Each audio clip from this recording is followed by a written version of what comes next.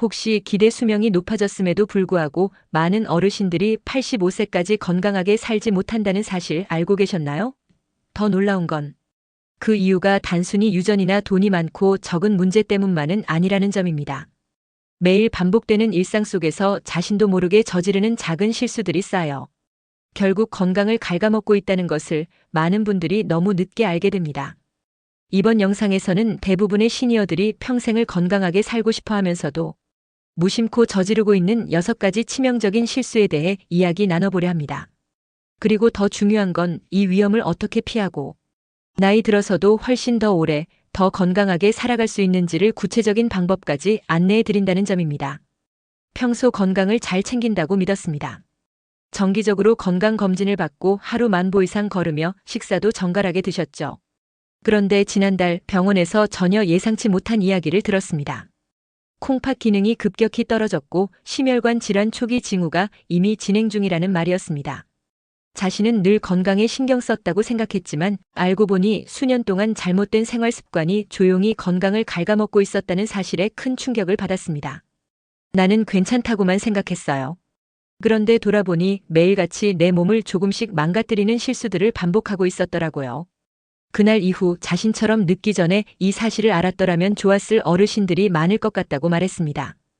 그때 알았더라면 얼마나 달라졌을지 모를 중요한 정보들, 그리고 지금 이 영상을 보고 계신 여러분이 지금부터라도 건강을 바꿀 수 있는 구체적인 방법들을 함께 나눌 예정입니다.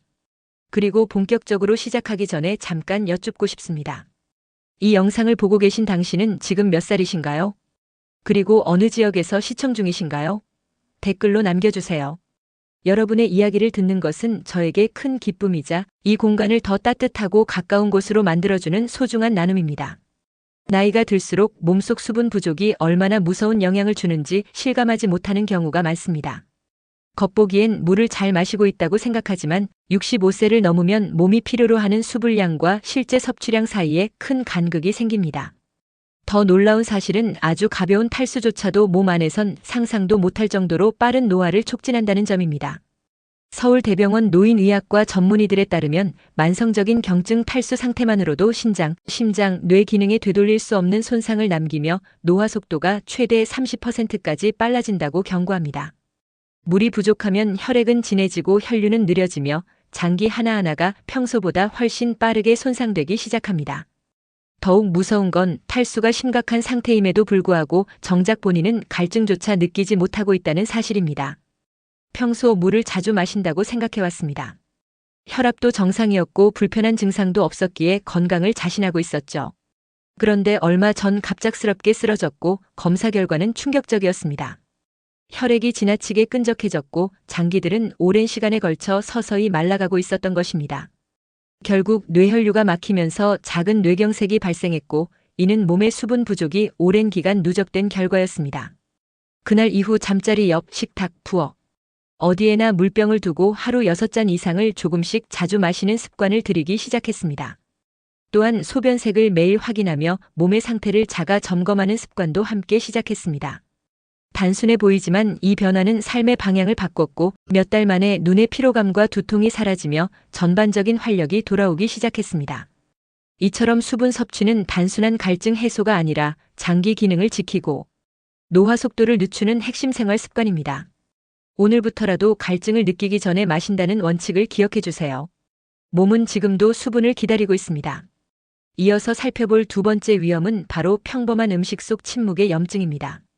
겉으로는 멀쩡해 보이는 식단이 사실은 혈관과 장기를 천천히 파괴하고 있을 수 있다는 점 알고 계셨나요?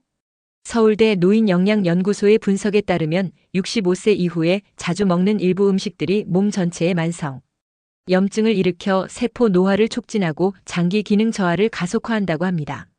문제는 우리가 오히려 건강에 좋다고 믿는 음식들 중에도 염증 유발 식품이 숨어 있다는 점입니다.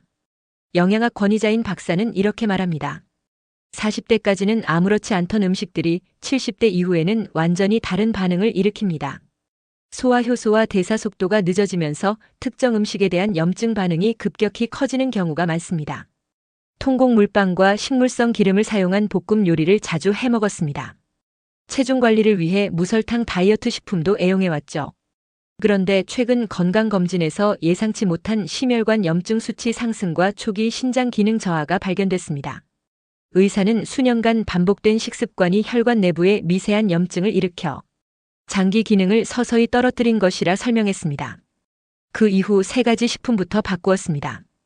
흰 밀가루로 만든 식품 대신 귀리나 현미 같은 통곡물로, 옥수수유와 카놀라유 대신 올리브유로, 인공 감미료 대신 소량의 천연꿀을 사용하는 식단으로 전환했습니다. 단 3개월 만에 소화불량과 부기 증상이 줄어들고 혈액 검사 수치에서도 개선이 보이기 시작했습니다. 만성염증은 아프지 않기에 더 위험합니다. 당장은 아무 문제가 없어 보여도 몸 안에선 매일같이 세포와 장기를 조금씩 파괴하고 있는 셈입니다.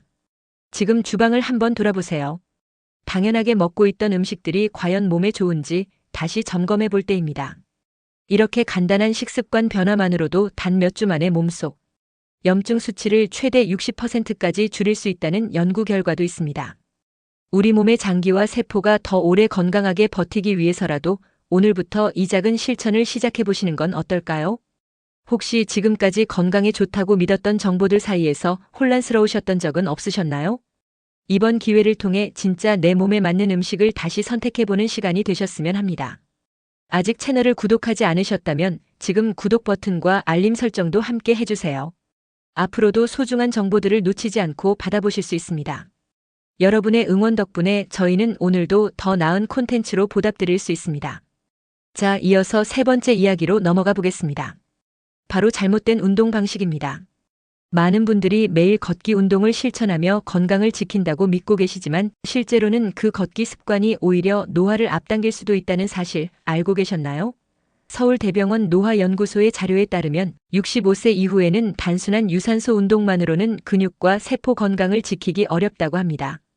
반복적인 저강도 걷기는 관절에 부담을 줄 수 있고 근육과 대사 기능이 점점 약해지면서 세포 노화가 가속화될 수 있다는 것이죠. 노인운동학 전문의 이도훈 박사는 이렇게 강조합니다. 65세 이후의 몸은 반드시 근력 자극을 동반한 운동이 필요합니다.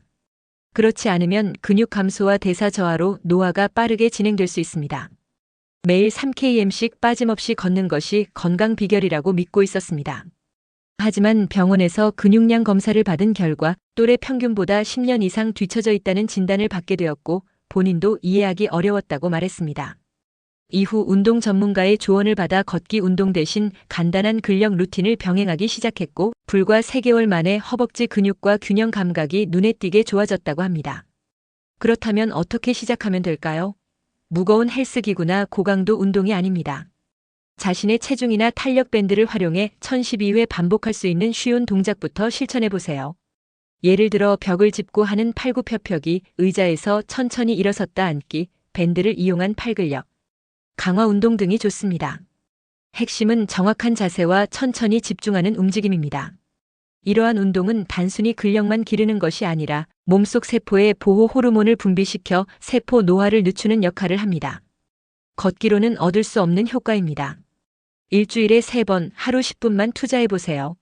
몇 주 만에 몸이 달라지는 것을 직접 느끼실 수 있을 겁니다. 이어서 4번째 이야기입니다. 바로 치료로 인한 영양소 결핍입니다. 많은 어르신들이 건강을 위해 복용하는 약물과 치료법이 오히려 몸에 꼭 필요한 영양소를 빠르게 고갈시킬 수 있다는 사실을 알고 계셨나요? 대한영양학회지에 실린 최신 연구에 따르면 고령층에게 자주 처방되는 특정 약물들이 비타민 B군, 마그네슘, 아연과 같은 필수 영양소를 점차적으로 소모시키면서 장기 손상과 인지 기능 저하로 이어질 수 있다고 경고합니다. 이렇게 영양소가 결핍되면 신체 회복력이 떨어지고 감정 기복이나 집중력 저하, 피로 누적까지 연결될 수 있어 건강을 오히려 더 빠르게 해칠 수 있습니다. 수년간 병원에서 권유하는 약물 치료를 성실히 따랐습니다. 하지만 어느 날부터인지 쉽게 피로해지고 기억력도 자꾸 흐려졌습니다. 정밀 검사 결과 특정 약물이 몸속 비타민 B12와 마그네슘 수치를 심각하게 떨어뜨렸고 결국 심장 기능에도 무리가 온 상태였다는 사실이 밝혀졌습니다. 이후 그는 정기적으로 영양 상태를 확인하며 필요한 보충제를 복용하고 식단을 개선해 나갔습니다. 불과 2달 만에 피로감이 줄고 기억력도 조금씩 회복되며 다시 일상의 활력을 되찾을 수 있었습니다. 혹시 지금 복용 중인 약물이 있다면 정기적으로 피검사와 영양 상태 점검을 통해 결핍 여부를 확인해 보시기 바랍니다. 약은 약대로, 음식은 음식대로 따로 챙겨야 할 이유가 여기에 있습니다. 그동안 병원에서 하라는 대로 성실히 치료받았는데 나중에서야 그 약이 심장에 꼭 필요한 영양소까지 고갈시키고 있었다는 얘기를 듣고 정말 충격받았어요.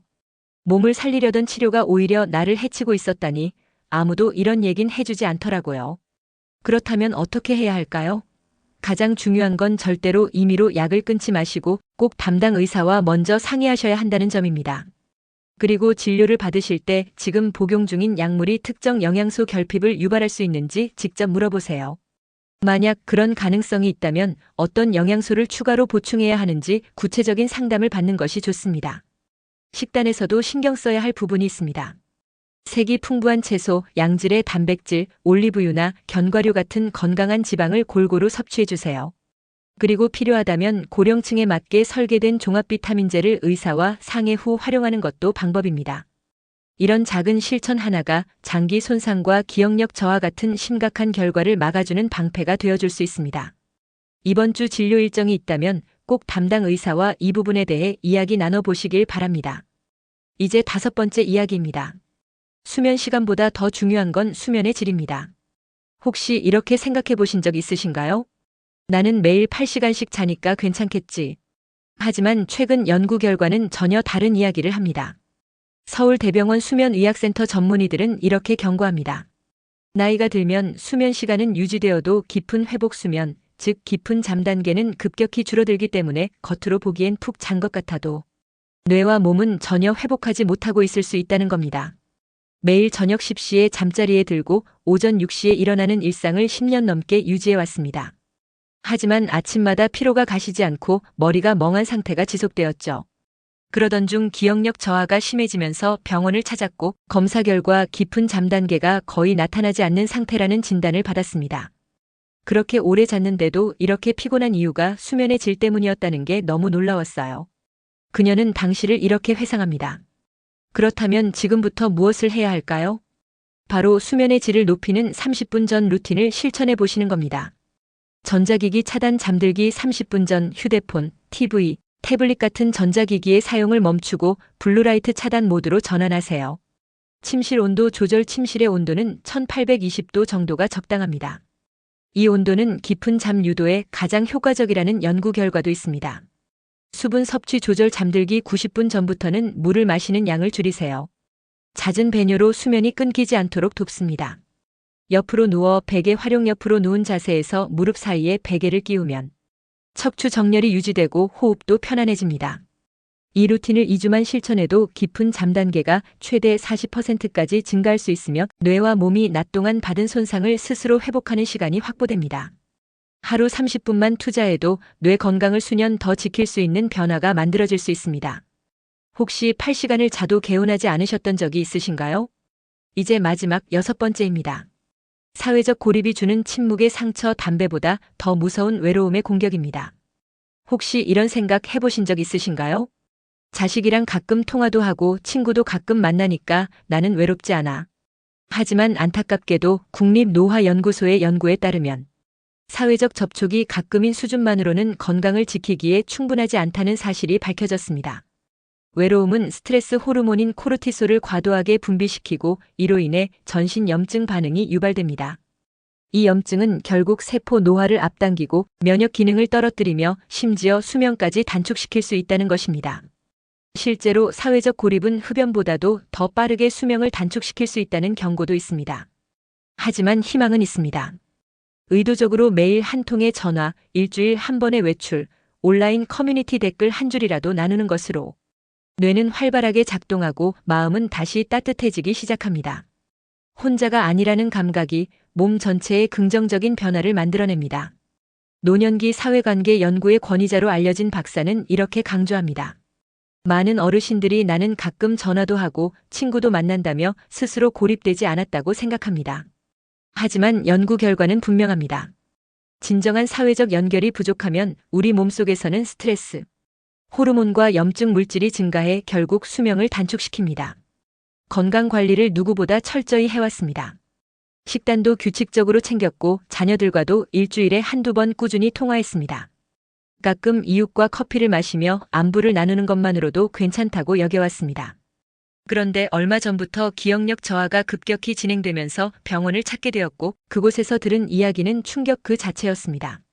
노인 정신과 전문의는 퇴직 이후 점차 줄어든 사회 활동이 몸속에 만성 스트레스 반응을 일으켰고 그 영향이 뇌 기능을 손상시켰다는 진단을 내렸습니다. 혼자 있는 시간이 이렇게까지 위험한 줄 몰랐어요. 외로움이 이렇게 무서울 수 있다니. 안 씨는 당시를 이렇게 회상했습니다. 그렇다면 우리는 어떻게 대처할 수 있을까요? 바로 이번 주부터 실천할 수 있는 사회적 연결 3단계 루틴을 제안드립니다. 먼저 가족이나 친구 중 단 한 명을 정해서 일주일에 한 번 이상 진심 어린 대화를 나눠보세요. 단순한 안부 인사 대신 속마음을 털어놓고 듣는 시간이 몸과 마음에 깊은 안정감을 줍니다. 다음으로 마을회관이나 복지관에서 운영하는 작은 모임이나 강좌에 참여해보세요. 함께 웃고 이야기 나누는 순간이 쌓일수록 뇌 속 신경망이 더 활발하게 작동합니다. 마지막으로 나눔을 실천해보세요. 동네 아이들에게 책을 읽어주는 활동이나 지역 행사에서의 작은 봉사처럼 누군가에게 도움이 되는 행동은 몸속 세포에 긍정적 에너지를 불어넣어줍니다.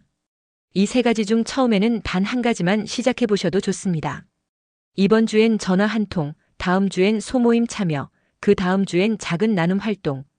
몸과 마음이 필요로 하는 진짜 연결고리를 하나씩 이어나가는 것만으로도 건강은 분명히 회복될 수 있습니다. 우리 몸과 뇌는 고립이 아닌 연결 속에서 비로소 회복됩니다. 이제까지 대부분의 어르신들이 85세까지 건강하게 살지 못하게 되는 이유를 6가지로 알아봤습니다. 첫째, 물을 충분히 마시지 않아 생기는 만성 탈수. 둘째, 건강식이라 믿었던 음식이 부르는 만성염증. 셋째, 오히려 몸을 망치는 잘못된 운동 습관. 넷째, 특정 치료로 인한 영양소 결핍. 다섯째, 잠을 오래 자도 회복되지 않는 수면의 질 저하. 그리고 여섯째, 담배보다 무섭다는 사회적 고립. 이 모든 것이 하나같이 조용히 우리 몸을 해치고 있었던 겁니다. 그러나 희망은 있습니다. 오늘 영상에서 말씀드린 작은 실천들만 바로 시작해도 이 위험에서 벗어날 수 있습니다. 단순히 수명을 늘리는 것이 아닙니다. 진짜 중요한 건 내 삶에 생명력을 불어넣는 것입니다. 오늘은 수분 섭취부터 내일은 식단 점검, 그 다음 날은 근력 운동이나 대화 한마디. 그렇게 하루에 하나씩만 실천해도 한 달 후에는 지금보다 훨씬 더 건강한 자신을 만나게 되실 겁니다. 또 하나의 통계로 남지 마세요. 여러분은 85세 이후에도 활기차고 건강하게 살아갈 자격이 충분합니다. 이 영상이 유익하셨다면 좋아요와 구독 부탁드립니다. 그리고 이 정보가 필요하다고 생각되는 분께 공유도 해주세요. 여러분의 응원이 저희에겐 정말 큰 힘이 됩니다. 언제나 여러분의 건강을 진심으로 응원하겠습니다. 함께 해주셔서 고맙습니다.